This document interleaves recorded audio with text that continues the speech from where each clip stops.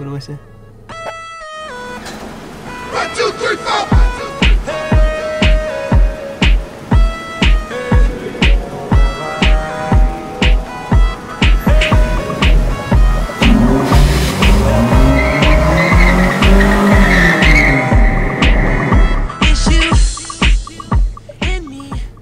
Hi, I'm driving here, and we're gonna do a tire squeal or a burnout, whichever works out. And I'm gonna show how through friction heat is generated from my tires to the concrete.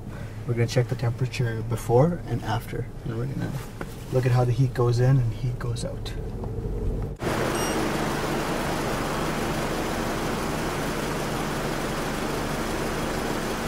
The indicator shows about 12.5 degrees Celsius.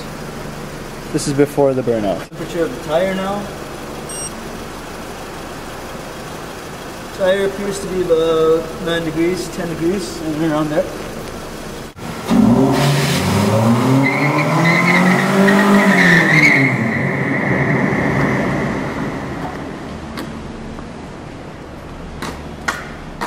I checked the temperature of the tire. It appears to be about 16 degrees, so it went up. Now let's go check the temperature of the ground. Pretty great.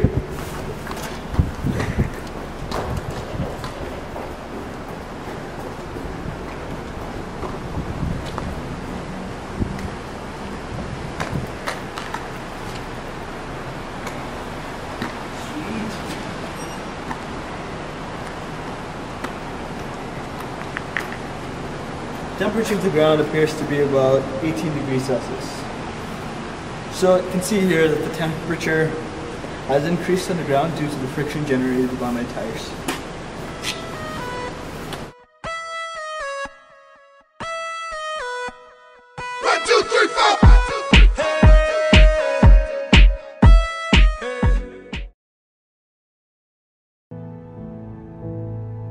I'm going to be talking about heat transfer.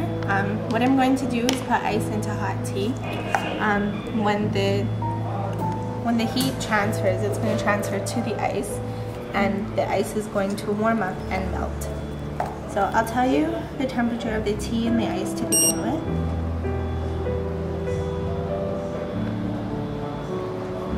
So the tea is at 74.3 degrees Celsius, and the ice is at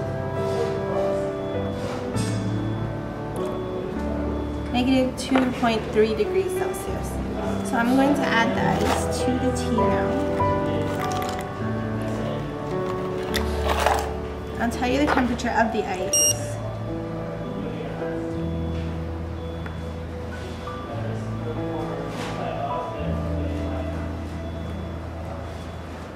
(63.1 degrees Celsius).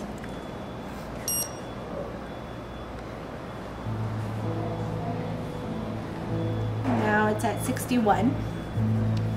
So once the ice is completely melted,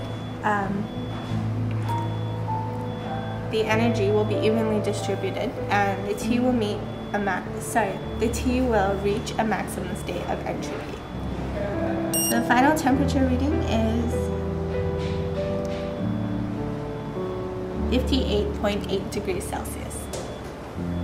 There you have it, your maximum state of entropy.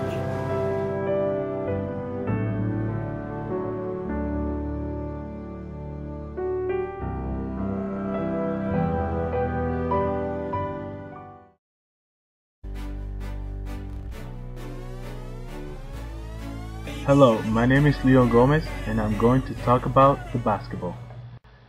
Of course, we all know a basketball bounces because of the air pressure inside the ball and the gravity acting on the basketball. But there's more to bouncing the ball than just air and gravity. When the basketball first leaves my hand, it has potential energy. Once the ball falls out of my hand, its potential energy is transferred into kinetic energy. When the basketball hits the ground, its brown shape is deformed, and the air inside the ball is pressurized. The basketball kinetic energy is transferred to the basketball's rubber, and it is stored briefly as potential energy. When the basketball bounces off the floor, the basketball returns to its original round shape, and the stored potential energy is turned into kinetic energy and heat. Now, according to the second law of thermodynamics, a basketball does not bounce up with the same kinetic energy that hits the floor with. When the basketball hits the floor, energy is lost, and some of the energy escapes as heat, and this causes the ball to have less energy than what it started with.